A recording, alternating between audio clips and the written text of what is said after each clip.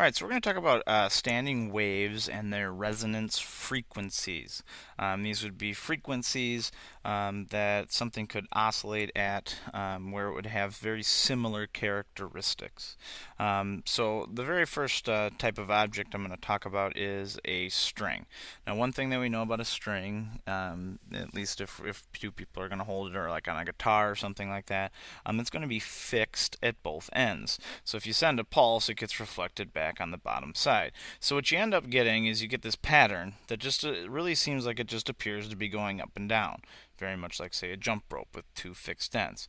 Well, if I take a look at this particular situation, this particular part of the wave is 1/2 of a wavelength. So whatever the distance is between these two fixed ends, that length would be equal to 1/2 of the wavelength. Okay, this is something that is described as the fundamental frequency, or also known as the first harmonic or the first mode. Okay, if we were going to talk about what are the next kinds of waves that we could make in the same situation, keeping in mind that you have to have fixed ends at both ends. Well, we could put a fixed or a node in the middle. So where this had two nodes and one antinode, we now have 1, 2, 3 nodes and 2 antinodes. Well, this is a full wavelength. So we could describe the length of it as being either just one wavelength or two half wavelengths. This is known as the second harmonic or the second mode, and it's also known as the first overtone. It's the first overtone of the fundamental. Okay. If we go another step, so I'm just continuing to add here. So we had 2 nodes, now 3 nodes, now 4 nodes. Okay, 1 antinode, 2 antinodes, 3 antinodes. Okay, in this case, we would have a length that would be equal to 3/2 of the wavelength. This is known as the third harmonic or the third mode, and the second overtone. So if I write a general description, all these equations should look very, very, very familiar. Therefore, the length would be equal to some number over 2 times the wavelength, where n represents the harmonic and could be any integer number. Okay, if I rearrange this equation a little bit for just the wavelength, I would get the wavelength as 2L over n. Now, going back to the speed of waves and the frequency and the wavelength, if frequency is the velocity divided by the wavelength, okay, then I'm going to put in a little n here so we can start describing harmonics. Then the frequency of any harmonic is equal to the harmonic times, and by the way, this is whatever numbered harmonic it is, times the velocity divided by 2L. This is the basic formula for finding harmonic frequencies for a stringed instrument. Okay.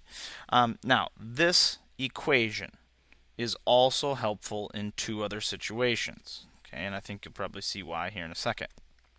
If you have something that was a bar, okay, some sort of bar instrument, marimba or bells, or maybe not bells, well, yeah, little bells on I don't know what you want to call it, on a little stand, playing the bells, marimbas, I don't know, other types of bar type instruments. What happens is they are free on the two ends.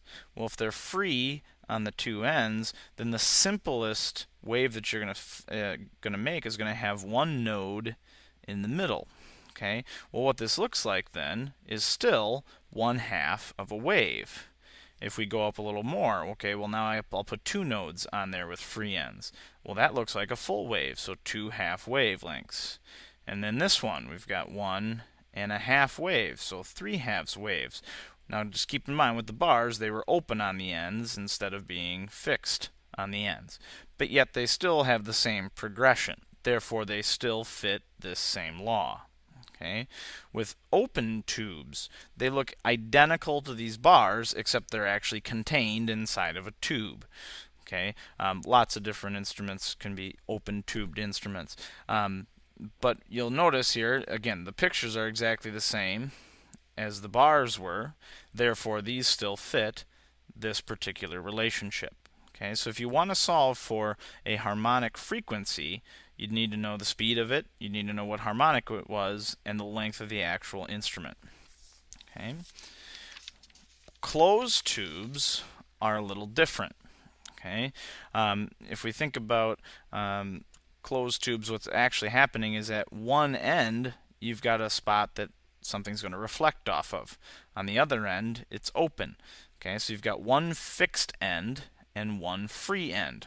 And what happens is there's always a node at the closed end and an antinode at the free end. So if we start looking at how much of a wavelength is actually in here, well, this is only quarter of a wavelength. Therefore, whatever the length of the tube, that is only equal to 1/4 of the wavelength. The next step up that would have a fixed end and an open end, okay, would be this particular one, which is 3/4 of a total wave. And again, if we stepped it up again, now we'd have 5/4 of a wavelength.